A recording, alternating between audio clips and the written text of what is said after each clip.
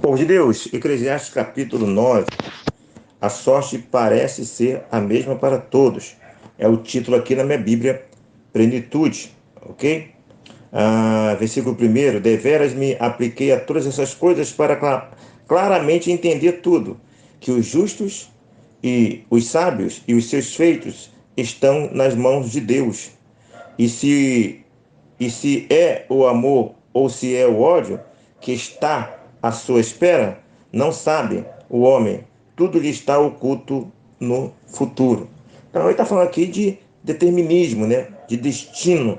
Né? Em muitos textos, muitas dessas passagens, ele fala de destino, um destino que está na mão de Deus, e esse destino ele acontece com quem é justo ou com quem é injusto. Inclusive, nesse destino que está na mão de Deus, há muitas coisas ruins acontecem ao justo. Então, não há diferença. Ele observou e acontece a mesma coisa com os dois. Essa é uma perspectiva que aparece em todo o livro, né? Você que tem acompanhado aí todo o livro de Eclesiastes, caso você está aqui, está vendo só o capítulo 9, você vai ter maior dificuldade de entender o contexto geral. É importante você ouvir lá a introdução e outros capítulos que mostram o contexto geral do livro de Eclesiastes, porque nós temos aqui um autor, seja ele Salomão ou não, um autor que está em um processo aí meio deprimido, desesperançoso, ele tem perguntas sem respostas, ele tem mais dúvidas do que respostas, né? Ele observou os fatos do mundo e a conta não fecha, ele não consegue compreender por que o mundo é assim, e ele entende que Deus existe sim, mas Deus é esse que determina as coisas e não determina as coisas com a lógica humana da recompensa, né? Daquele que o homem semear, isso ele ceifará, porque ele vai ver que há homens que semeiam e não ceifam aquilo, não semeiam, mas não colhem aquilo que semeou. E há outros que não semeou bem e acabam colhendo bem. Então ele tem essa crise aí. O mundo é desordenado para ele. É o que nós temos aprendido aí no livro de Eclesiastes. Né? Depois ele vai ter aí umas mudanças, não é isso? Nós já aprendemos sobre isso. Depois ele vai começar a olhar de outra maneira. Possivelmente aí Salomão, se é que Salomão, ele tem aquele problema da queda, da idolatria dele, não é isso? Eu já lembro aqui conjectura aí que pode ser também que em alguns momentos deles de ter tomado alguma bebida alcoólica, algum vinho em excesso, né? Ele está aí mal, e aí ele vai se enveredar para a embriaguez, na embriaguez ele vai escrever, aí ele escreve coisas aí com sabedoria, ele em vez de quando escreve coisas que têm sentido, em vez de quando ele escreve coisas que não têm sentido, porque ele já está no estado de depressão, e pode ser, na minha conjectura, que ele esteja aí se refugiando em bebida, no vinho, que é uma cultura muito forte naquela época. E esse vinho faz ele ter momentos de lucidez e momentos de desvaneios. Isso é uma conjectura, porque muitas vezes ele é muito autocontraditório, né, no que ele fala. Aqui ele está falando de destino. Você acredita em destino? Existe destino? Há um grupo de pessoas que acreditam em destino, outro grupo de pessoas que não acreditam em destino.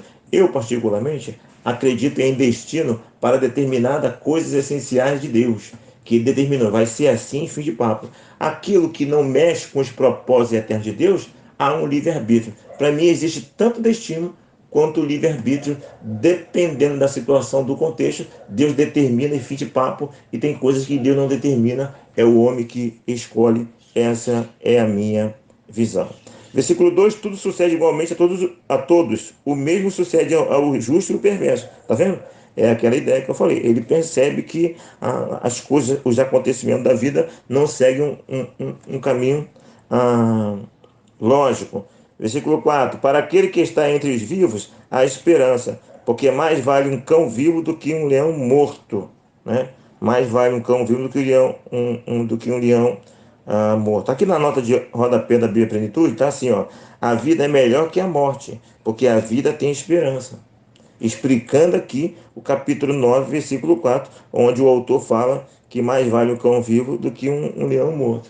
Mas em outra passagem ele não fala que a morte é melhor, o dia da morte é melhor do que o dia do nascimento? Ele não fala muito de que diante do sofrimento ele é melhor morrer? Né? Percebe aí que há parece que umas contradições nas afirmações. Por quê? Porque ele está nesse momento de depressão aí. Ele está em um momento que ele está lúcido e ele está em um momento que ele não está bem. Né? Seja por uma demência, seja pelo estado de depressão dele, ou seja até por bebida, não sabemos. Essa é a minha conjectura, ok? Nessas contradições que aparecem nitidamente nas falas do escritor. Aí, ó, versículo 5: os vivos não sabem de nada, que hão de morrer, mas os mortos não sabem coisa nenhuma, porque os vivos sabem que hão de morrer, mas os mortos não sabem coisa nenhuma. Então, naquele contexto onde a revelação ainda não era completa, e até hoje não é, mas é um pouco mais revelada hoje, ainda se descortinando as verdades espirituais desse grande filme de Deus, ele não tinha uma visão. A visão de uma vida após a morte era de poucos. Você vê, sim, muitos textos bíblicos, né? Ou alguns textos bíblicos que mostram a perspectiva do autor com relação à vida após a morte. Mas, na maioria esmagadora, essa visão não se tinha. E isso é algo que vai vir depois na revelação. Então, se você pegar, como já citamos várias vezes, Lucas, capítulo 16, 19 a 31, lá nós temos a parábola do rico e do Lázaro. E o rico que morreu, ele tem consciência do que é ele. Ele até mesmo lembra dos seus irmãos que não morreram. Ele tinha 5 irmãos que não morreram.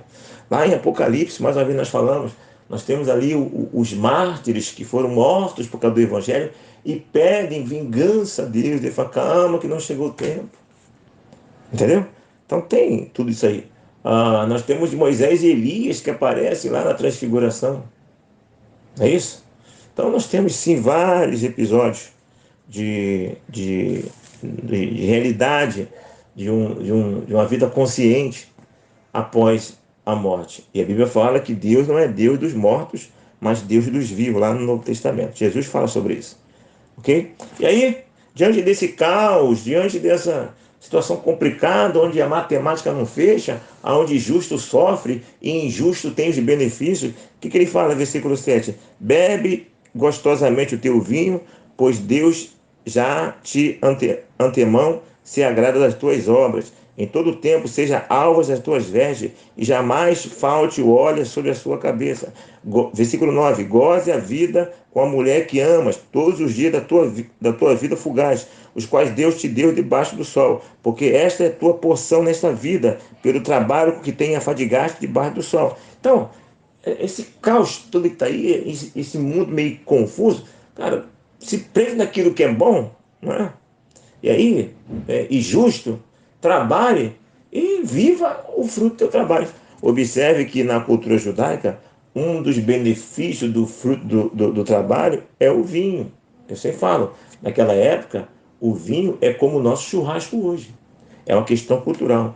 Então a questão da bebida sempre foi uma questão de embriaguez, de exagero. Nunca foi uma questão de tomar a bebida em si.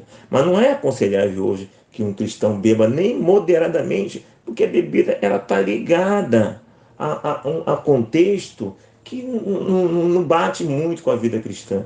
Né? Bebida está ligada a adultério, bebida está ligada a farra, bebida está ligada a ambiente sujo. Né? Então, isso, ela tem uma imagem negativa que não combina com a vida cristã. Pela Bíblia, pelo natural, assim como você vai num bar, numa barraca e pede uma Coca-Cola, você poderia ir lá e pedir uma cerveja, tranquilamente. Só que o ser humano, ele tem dificuldade com o autocontrole, ainda mais quem já bebeu, aí que está no tudo mesmo. Então ele tem tendência ao exagero, né? E mesmo que ele não tenha tendência ao exagero, o contexto geral prejudica um cristão beber. Então o caminho da sabedoria mesmo que seja com moderação, é se afastar completamente de bebida alcoólica, né? Daquele hábito de beber bebida alcoólica. Então, mesmo com moderação, é bom que o cristão se afaste do hábito de beber bebida alcoólica. E também pelo risco, né? Porque o vício só chega depois que você prova um pouquinho. Então tem que tomar cuidado. Então, curta isso aí com a tua mulher, trabalhe, né? E viva o que dá para viver. É o que o Eclesiastes aqui, do capítulo 7, até o versículo 10 está falando. O versículo 10 fala: tudo quanto vier a mão para fazer, faz-o conforme as tuas forças. Porque no além para onde tu vais, não há obra, nem projetos, nem conhecimento, nem sabedoria alguma. Então o versículo 5 e o versículo 10 estão falando a mesma coisa. Um entendimento que não há nada depois. Né? Para Salomão, não há nada depois. Observe que lá na frente, no próprio livro de Eclesiastes, ele vai falar que o final de tudo é teme a Deus e guarda os seus mandamentos. E ainda ele vai falar lá. Cadê aqui, ó? Eu tô aqui no finalzinho já. Ainda ele vai falar no capítulo 12, versículo 7. E o pó volta à terra, como era, e o espírito volta a Deus que o deu. Então já tem alguma coisa depois de lá. Existe um espírito que volta a Deus. Tá vendo? Já não é nada, né? E espírito é espírito. É a eternidade. Não é isso? É vida. O Adão foi feito do pó da terra, ele é um boneco. Ele só passou a ter movimentos, ele só passou quando Deus soprou nele o espírito de vida. O ruach. Soprou, ele tem vida. Então é essa vida que nós temos. É uma pequeníssima partícula de Deus. Nós somos pequenos deuses, vamos dizer assim. Né? Essa expressão até causa polêmica, mas é verdade. Nós temos uma partícula muito pequenininha de Deus. E essa partícula é eterna, porque é Deus em nós. Nós somos pequenas partículas desse Deus. Ok? Afinal de contas, somos filhos dele. Não é isso? Versículo 11: vi ainda debaixo do sol que não é dos ligeiros o prêmio, nem do valente a vitória. Mesma coisa, tá vendo? Não é do ligeiro o prêmio, não é do valente a vitória. As coisas não acontecem na lógica, acontecem fora da lógica. Né? Então ele vai colocar falando assim: tudo depende do tempo e do acaso, no versículo 11. Então é um mistério. Não adianta você trabalhar de uma maneira achando que vai dar aquilo certo, não. Né?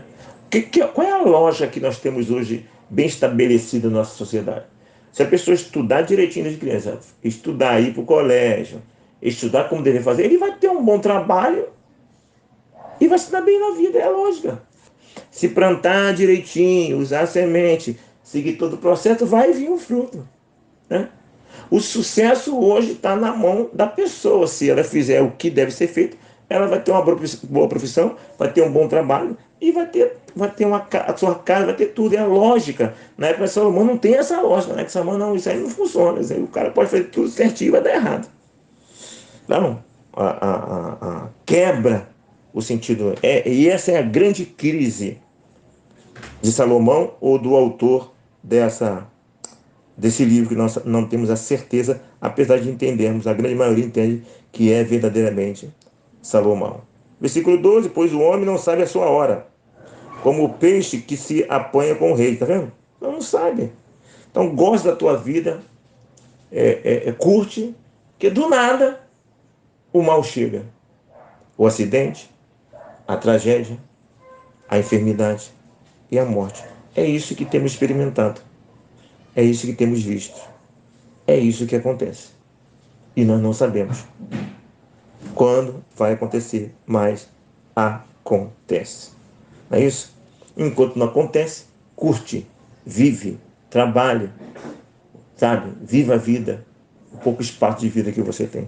Se pensar direitinho, meu irmão, independente daí do Salomão aí ter algumas ideias meio doidas, se ele está meio chapado ou não, se ele estava bebendo alguma coisa ou não, se ele estava meio com demência ou não, se ele estava em depressão ou não. A verdade é o seguinte: a vida é curta mesmo.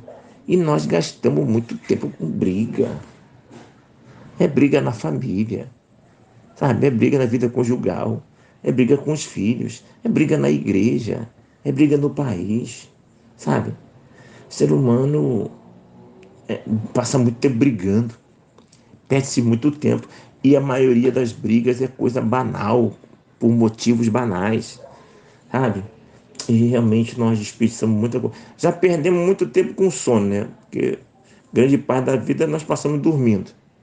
Aí depois perdemos tempo com besteiras que não edificam na internet, na televisão, em computador em geral. Aí depois ainda gastamos mais tempo ainda com brigas bobas. E no final sobra tão pouquinho para a felicidade, para o lazer. Né? O consolo é que há essa eternidade, essa esperança celestial de vida eterna com Cristo. Porque se fosse só aqui, é difícil. A Bíblia fala que somos miseráveis se esperarmos em Cristo só nesta vida. Porque aqui é complicada a situação. Ok? Então, depois do versículo 13 até o versículo 16, ele fala sobre a questão da sabedoria e fala uma coisa interessante, vai contar uma história de que uma cidade foi sitiada, né, houve uma armadilha, e aquela cidade foi libertada por a sabedoria de um pobre, de uma pessoa simples. Só que as pessoas não deram a devida valor àquele pobre que teve palavras de sabedoria e livrou aquela cidade. O que nós aprendemos com isso? Na simplicidade da pessoa, ela pode ter sabedoria. Às vezes, a solução, o conselho, o palpite, o ponto de vista do simples, daquele que não tem formação nenhuma, às vezes a resposta pode estar nele. Como muitas vezes uma resposta espiritual vem através do ímpio, que você fica surpreendido. Uma palavra do ímpio muda a vida. Às vezes acontece essas coisas, não acontece? Então, que possamos ter sensibilidade para ouvirmos os conselhos, as palavras, os pontos de vista de todos. Porque é daquele que a gente acha que não vem, é que vem a solução. Possamos valorizar todos os seres humanos, a sabedoria de todos, porque todos podem ensinar a todos. Todos foram chamados para edificar a todos. Ok? Encerramos, versículo 18. Melhor é a sabedoria do que as armas de guerra, mas um só pecador destrói muitas coisas boas. Uma só pessoa, ela pode trazer grande prejuízo. Observe, uma só pessoa pode dar uma palavra de sabedoria e resolver todo dilema, todo problema. Por isso que tem que estar atento a todos, sem preconceito, sem racismo, né? Sem discriminação. Todos podem contribuir na empresa, na família, na igreja, na vizinhança, no encontro, no passeio, todos. Porque uma só palavra resolve.